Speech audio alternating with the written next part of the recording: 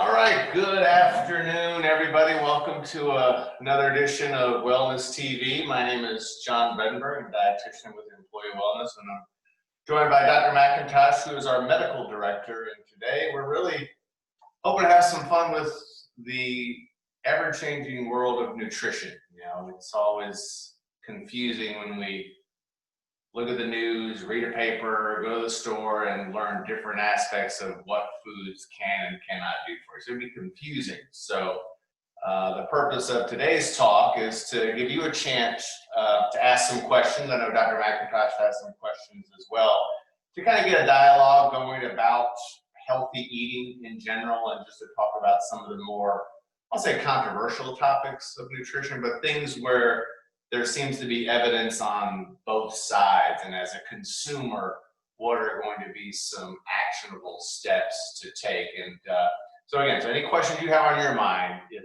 it's something that we can eat, we can talk about it, or if something that you want to eat or thinking about eating, we can talk about that too. I know now with the quarantine, I've heard a term now called, there was a freshman 15, freshman 15.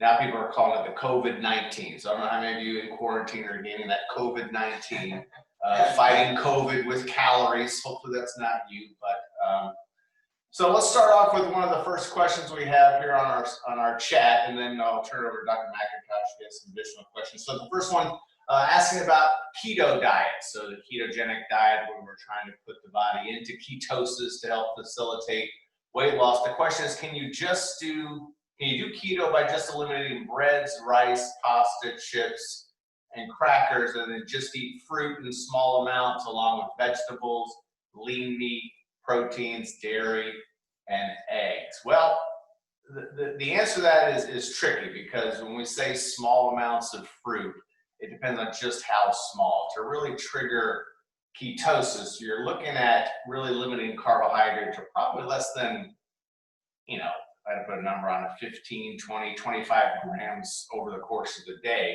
And if you had just one apple from the produce department, that's 25 grams right there. So you probably have to eat very, very small amounts of fruit along with everything else that's listed, vegetables, meat, dairy, and eggs. But the other question is, would you want to?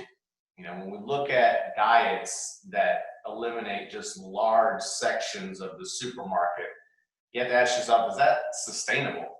Can you live, as far as someone who enjoys maybe bread or maybe pasta, maybe rice, can you still enjoy the food that you're selecting over a long period of time? There's no doubt in my mind, and we've seen it in the evidence, we've seen it first person encounters. People lose weight on the ketogenic diet. People lose weight on the ketogenic diet because they're ultimately going to be taking in less overall calories, but since it's pretty rigid for a lot of people, it's tough to sustain over the long run. So it's one of those things where, you could probably go keto by just eliminating those large quantities of carbohydrate foods, but would you really want to long term? And that's where I really try to not encourage people to take that route. But again, we've talked about this before in our fad diet webinar. One person's sustainable lifestyle may not be the same as another person's sustainable lifestyle. So if they're happy with selecting just those limited quantities of food and there aren't really any adverse health outcomes, I say go for it, because we can survive and we can be healthy on a wide range of dietary patterns. It's not a one-size-fits-all approach, and that's usually what I try to recommend. So hopefully I got that question answered. I know it's pretty long-winded here, but again, any other questions that you guys have, use the chat to type them in. Dr. McIntosh? Yeah, I just want to make one comment on that. I think your point of sustainability is really, really important. I mean, we all know South Beach diet, Mediterranean diet, the keto diet, the Paleolithic, the paleo diet.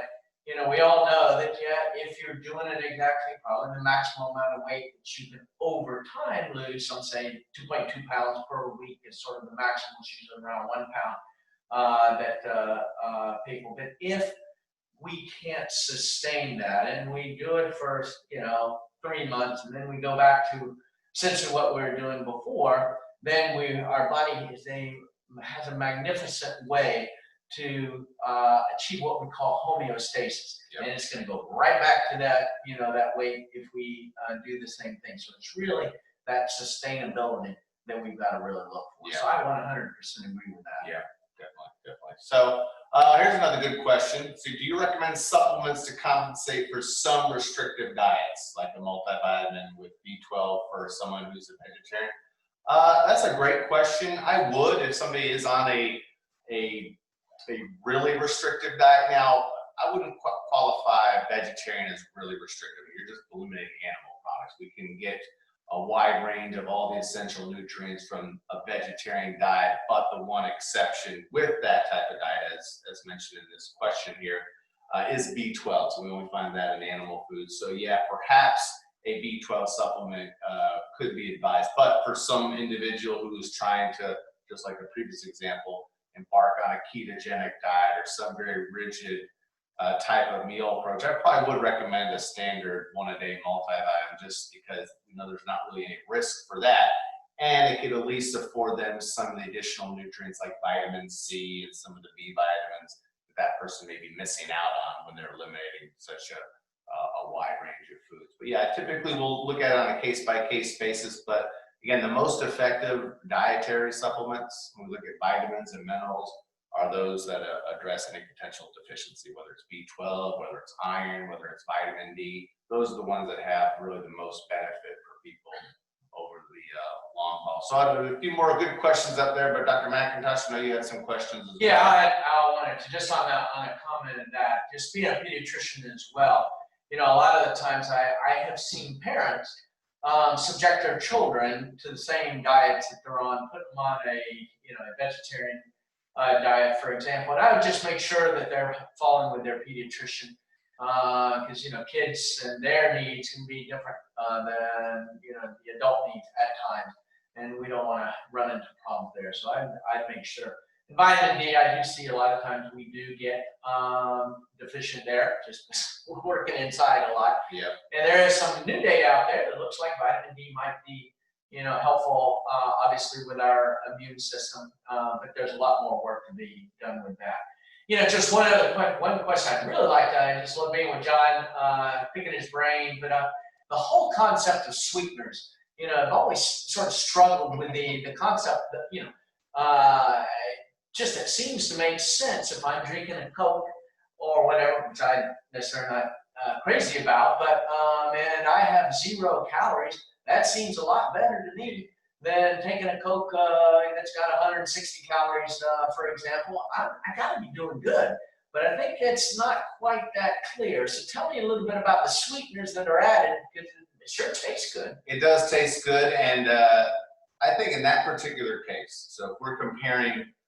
a Diet Coke or a Diet Pepsi to a regular Coke and a regular Pepsi, the lower calorie version is going to be the much better selection. Now, is it a nutritious choice? No. I mean, it's not providing us any essential nutrients. It's not giving us anything that we wouldn't get from anywhere else in terms of fluid. So I wouldn't, and again, I try to get away from using the term healthy and unhealthy around foods because we're looking at patterns. So I think in that particular case, if I had a client and said, I really love Coke, but I'm worried about the safety of artificial sweeteners if I move to Diet Coke. And I tell them, look, the dangers of excess sugar consumption leading to excess calories far, far outweighs any of the small, very minute and really unclear risk of artificial sweeteners.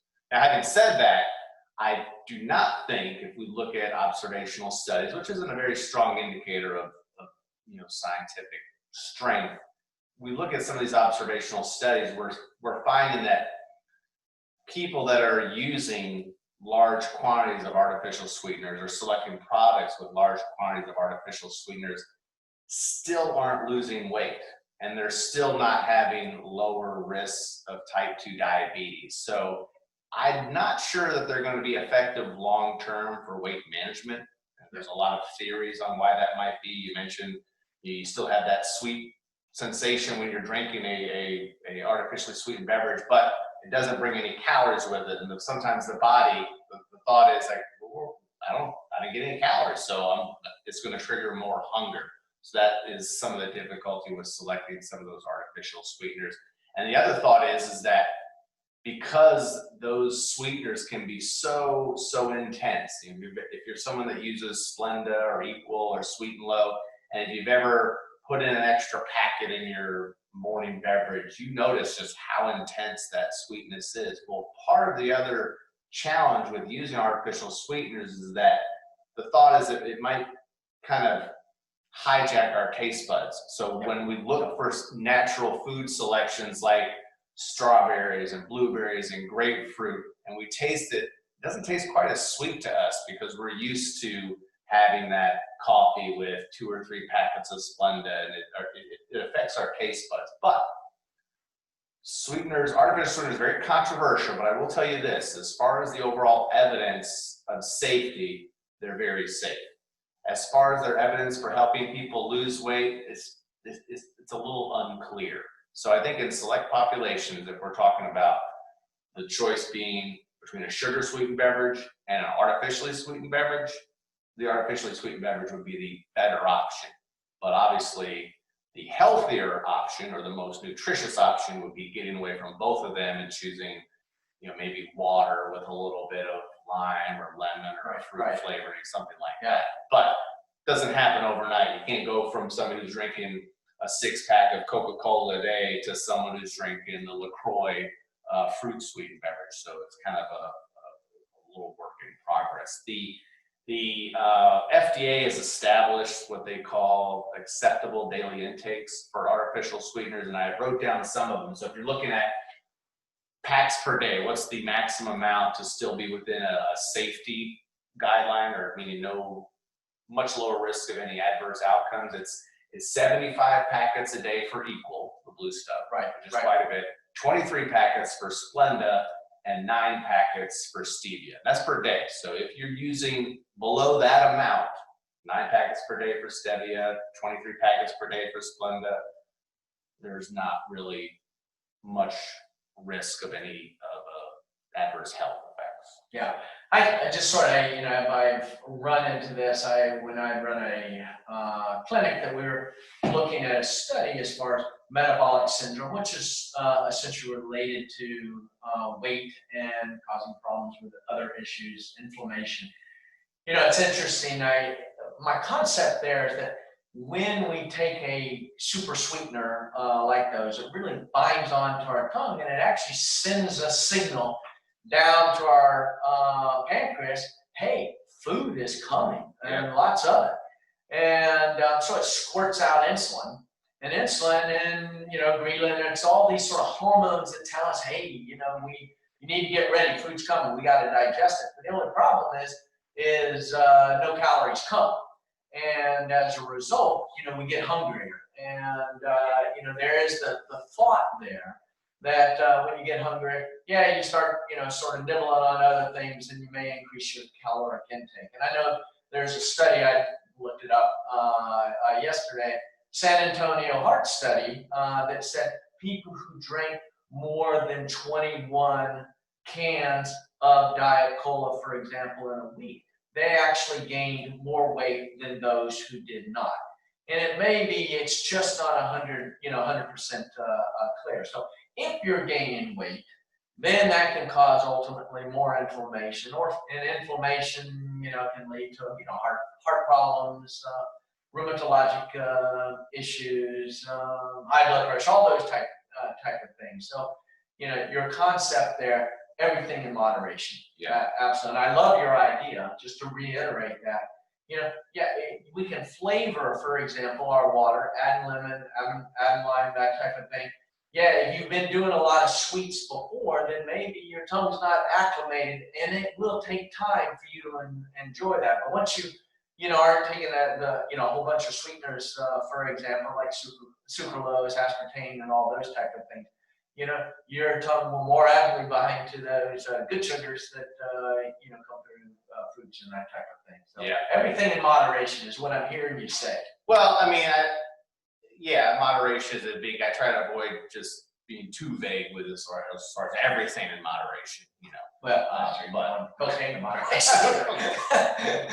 But yeah, that's a good principle in terms of the moderation. But yeah, I would agree with that. It's interesting because, you know, the thing to think, and going back to artificial sweeteners and how they impact our taste buds and the flavor of foods, the other thing to consider here when we talk about weight management, whenever you have something that's sweeter, it's going to induce you to want to eat more. So when you have artificially sweetened oatmeals or artificially sweetened breakfast cereals or artificially sweetened energy bars, it's going to make you want to eat more of it. So when we talk about weight management being largely a battle between calories in and calories out, that's another area where I think artificial sweeteners may not be the solution. Yeah. Okay. So that's when I eat that one chocolate chip cookie. I can't stop it. I gotta go eat It it. tastes good. And it's supposed to be good. And that's, and that's a much, this is a much larger issue too. It's okay that if you eat food that doesn't really give you any nutritional benefit, it's okay for food to just taste good and make you feel good. All right, that's important. So a lot of times, especially in our business with health and wellness, we want to justify everything. Well, I drink red wine for the antioxidants. I'm eating chocolate chip cookies with dark chocolate because that's what's good for you. Okay. It doesn't matter. If you're happy and you enjoy it and it makes you feel good, that's an important part of sustainable healthy eating. Just feeling good about what you're eating and not beating yourself up or trying to rationalize every single food choice, because that's the type of behavior over a long period of time that removes the enjoyment from eating. We eat food to taste good and to feel good. And as long as we're staying within any of the predetermined health parameters for you, yourself, your family, such as body mass index, blood pressure, blood sugar, then that's okay. It's okay for us to include foods that really don't do anything for us nutritionally other than just make our soul feel like there's something there. So that's my take as far as a big picture, holistic look at it. So another good question here, is the Mediterranean diet a good one? I like these questions because it's yes or no. Yes, next, no. So yes, the Mediterranean diet is a good approach to healthier eating. For those of you that, I'm sure you maybe heard the term before. Mediterranean diet essentially is a plant-based diet with moderate amounts of animal protein. The animal protein that is included mostly in the form of fish, rich in fruits and vegetables, abundant sources of monounsaturated fats, which is the olive oils and the nuts and the seeds, and the moderate amount, if any. Again, a lot of people just think red wine and Mediterranean is the same thing. That's not the standard part of the Mediterranean diet, but that's an aspect of it too. So a moderate amount of red wine consumption, the totality of that approach has shown to have a lot of positive benefits for cardiovascular health. But just like anything else, if it doesn't work for you, if you don't like it, there's no need to try it. But of all the packaged approaches to healthier eating, nutritious eating, I think the Mediterranean diet is probably number one on the list of the most advantageous. So if you look at some of the guidelines that are out there on the American Heart Association website, on the Academy of Nutrition and Dietetics website about the Mediterranean diet, and you connect strongly with each of those principles, I think you could find yourself seeing significant improvements, not just in weight, but blood pressure as well as blood cholesterol. Yeah, I think a Lion Heart study back in the 1990s actually demonstrated the positive impact. They compared, I think, the Mediterranean diet with just the regular American Heart Association diet at that point, and just those things you're talking about, decrease in blood pressure and getting control of your glucose levels and that type of thing, very beneficial. Sort of think, you're sitting on the Mediterranean diet, the Isle of Crete or in Italy, what would you be eating? You'd be eating a lot of fish. They don't have a lot of room for big cattle and that type of thing.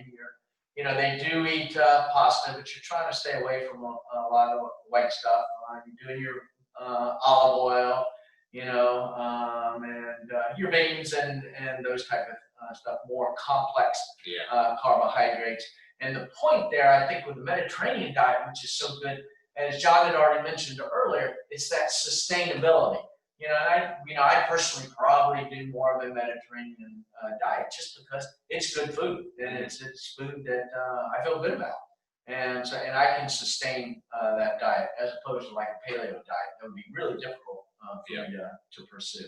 Yeah, but just like any of those programs, again, this is part of what our office is providing to all of you listening and watching is anytime you have questions about nutrition as it relates to you and your family, that's a service that I provide. So we can talk via Zoom, we can come in the classroom, maintain distancing, because a lot of times it's just about finding the right approach that's going to work for you. So when we talk about the Mediterranean diet, very healthy, but it's also important to embrace the entire program. I've talked to people that say, well, I eat a Mediterranean diet, I drink wine, and I use olive oil on my salad, and that's pretty much their Mediterranean. That's their Mediterranean diet. I dip a lot of bread into the olive oil. I dip my bread in olive oil, and I have no more than 2 bottles of wine in my completely Mediterranean. I can't spell it, but whatever, it's good. But yeah, so that's good. So that's a good question here. What's a good vegetarian breakfast? Well, I think there's a number of options when we consider a vegetarian approach. First, it would be important to try to distinguish between vegetarian or vegan. So if it's vegetarian, that person's including milk and eggs. There's a lot more variety of options. But for me, a good breakfast should include maybe 3 different food groups. So let's say if it's a strict vegan approach, we could look at a bowl of oatmeal with some crushed up walnuts and a banana. You've got 3 different food groups there. You got a good combination of healthy fat, a little bit of protein from the nuts and the oatmeal, as well as some good carbohydrate energy from the bananas. So that's just one of many. I can send you some email information on some additional vegetarian breakfast options. So I'll make a note of that, mental note of that, to get that to you, doctor. And then, is cereal considered a processed food? Breakfast cereal, yes. I mean, it's processed, but there is a misconception out there that all processed food is quote unquote bad. And again, when we start assigning categories to foods, whether it's good or bad, that's what really lends to a lot of confusion. So cereal is processed, but so are the oranges in our supermarket, the apples, the bags of lettuce, the orange juice that we're purchasing. So I would say cereal is a processed food, but as long as you're limiting the brands with a lot of extra sugar and including more dietary fiber, so trying to compare maybe 5 or 6 different cereals that you like to consume and try to choose the one with the least amount of added sugar and the most amount of fiber, that would be a good place to start, because it's a convenient breakfast. When we talk about an easy vegetarian breakfast, a bowl of cereal with almond milk is a good way to kickstart the day there. So yeah, it's processed, but I think when we talk about processed foods that are potentially problematic for our diets on a consistent basis, it's, and again, this doesn't make it even less confusing, it's what we call ultra processed. And it's essentially about 95% of the items that you see down that snack food aisle. So when you're going down the snack food aisle, you see the Ritz crackers, the Club crackers, the Ritz Bits, the Twinkies, the Ho-Hos, the Chips Ahoy. Those are the types of selections, the ultra processed foods. When those are consumed with regularity, that becomes a problem. A problem because of how high in calories they are and added sugar and added fat, but also because they displace other food choices. Because when you're reaching for that bag of Chips Ahoy or Lay's potato chips, that means you're also not reaching for the apples, the oranges, the celery sticks. So that's what you teach us, to shop the perimeter rather than sort of shop in the middle sometimes. Well, yeah, I think that's tired advice, just because, I mean, I shop the middle, I shop the perimeter, but that one aisle, it's usually just one aisle. It's the chips and the snack food aisle. That's where I really tell people to stay away from. Because, with us doing more cooking at home, the canned food aisle has lots of healthy options. The pasta aisle has lots of healthy options. The rice, tomato sauce, those all have healthy options. So yeah, the perimeter is a good, feel-good message. But when you get in the grocery store and you go around that perimeter, you realize, I still don't know what I'm going to eat for dinner. It's okay to go into the interior of that grocery store. It's fine. Just try to be careful down that chip aisle. So. Yeah.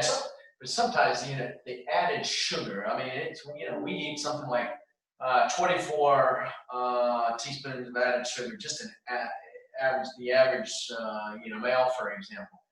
And, that can be a problem. And, all those box things, especially that aisle you're talking about, the cereals, The added sugar in there is just, it's astronomical actually. So, Yeah, so we need to be careful with the added sugar that we. Yeah, and there's numbers that we've looked at before in some previous webinars. If we look at what the American Heart Association recommends, it's 6 teaspoons a day for women and 9 teaspoons a day for men, largely just because of different usual sizes and body mass, not because there's any gender specific sweetener formula, but 6 to 9 teaspoons a day, whereas our average consumption, even though it's declined over the past 20 years, average consumption now is 17 teaspoons a day. Yeah, so.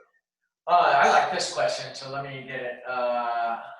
Can you tell us about oatmeal, quick versus old-fashioned versus steel cut? Explain to me, sort of what is steel cut? Steel cut is basically a processing where it chops the oatmeal lengthwise versus rolled. Okay, so what you end up doing is you have a chewier texture of an oatmeal. Are we ripping the husk off it? No, not really ripping it. So the good news about all of those oatmeals, the quick versus the old-fashioned versus the steel cut and the instant, is that they're all considered whole grain.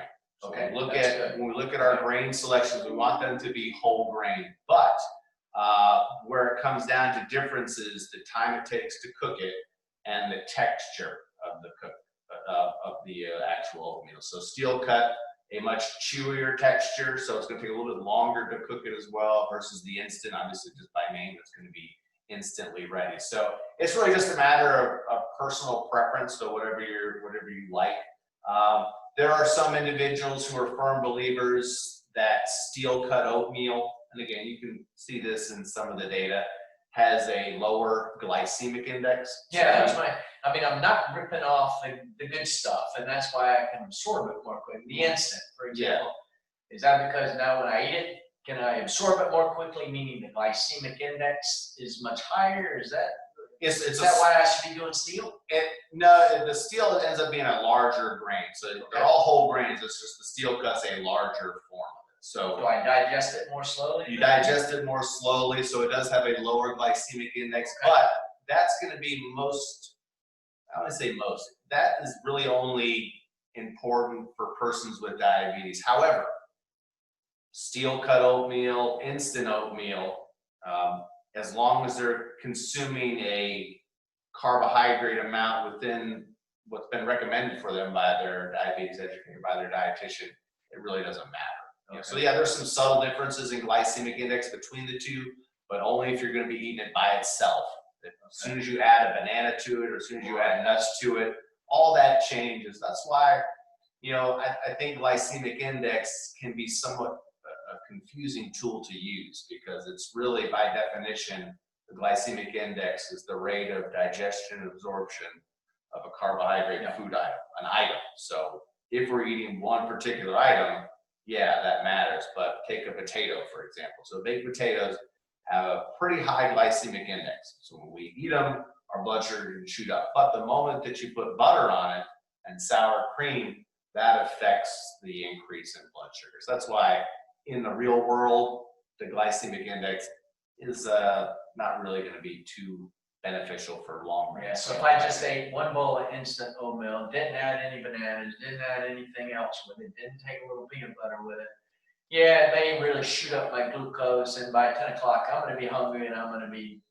eating junk on the side. But if I get a good normal breakfast sort of mixed in with some other good healthy things, that's going to take me to lunch. Yeah, exactly. And again, that's where I think grouping it with some other food choices that give complementary nutrients, so some fat, some protein, and some carbohydrate is good. Now, in that particular example, if you had the same size bowl instant oatmeal, the same size bowl steel cut oatmeal, theoretically, if nothing else, part of the meal, that steel cut might hold you over a little bit longer, but it remains to be seen. If it's not practical, if your alternative is, well, I don't have time to make a steel cut oatmeal, I'm going to go to the Burger King drive-thru, where obviously we want you to choose the instant oatmeal instead.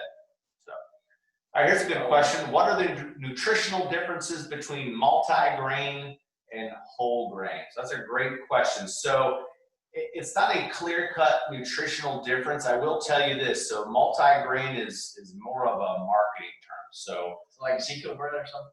well, it could be really anything. When you're making a bread like Ezekiel bread or some of the other varieties that are out there with more than one type of grain, so wheat, rye, barley, whatever it is, all that's multi-grain. But with multi-grain, you can still have multiple refined grains. So you could have enriched white flour and enriched it can still be all refined grains is what we're trying to limit. So multi-grain can be tricky because it's mostly a marketing term, but whole grain means you're using the entire grain itself, the bran, the endosperm, the outer husk, and that's going to be much more healthy for us. So long story short, not all multi-grains are whole grains. So all whole grains are whole grains. So you have to look closely at the label and see if you see that word whole in that ingredient list, like whole wheat flour, that tells you it's a whole grain. So if whatever multi-grain bread you're looking at, you're wondering, is this actually a whole grain multi-grain? You'd want to see that word whole in the first 1, 2, 3, 4, whatever grains are listed in that bread. So they're not the same. Rather than get overwhelmed, what I would suggest you do is when you're going to the store and looking at whether it's crackers or breads, just try to find 2 that you like and then select one that has a little bit higher fiber content. That's telling you that it's typically more whole grain than refined. So good question. Good answer. I like that. Good stuff. Any other questions there? Just type them in the chat. Anything else on your mind, Dr. Mack? Well, the only thing, coffee in the morning. I mean, I like to get a little boost there. But there's lots of controversy. Is coffee healthy? I mean, seems like every week. No, don't be drinking it. Then yes, we should be drinking it. Just tell me I can continue to drink a little bit in the morning. Yes. Yes, you can. I think coffee, it's one of my food groups. Like the basic food groups is coffee. But so here's the good news about coffee. And again, when we look at nutrition research, it's so tough to pinpoint one specific dietary food choice having one specific outcome because there's all sorts of other factors. The quantity of the food will matter, the other foods being consumed, the overall lifestyle, the activity, the family history. But when we look at what research is out there about coffee consumption and health outcomes, we see lower rates of diabetes, we see lower rates of cardiovascular disease for individuals that make coffee part of their regular routine. Okay, even people who might be heavy coffee drinkers, 6 to 7 to 8 cups a day. So up to that point, there really is no need to limit it, to avoid it.